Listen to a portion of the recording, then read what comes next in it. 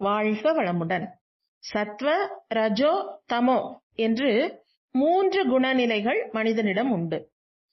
துடுக்கான செயல்கள், உணர்ச்சி வயப்பட்ட எண்ணங்கள், தீமை இழைப்பது, கெடுதல் ஏற்படுத்துவது எல்லாம் தமோ குணத்தை சார்ந்தவை.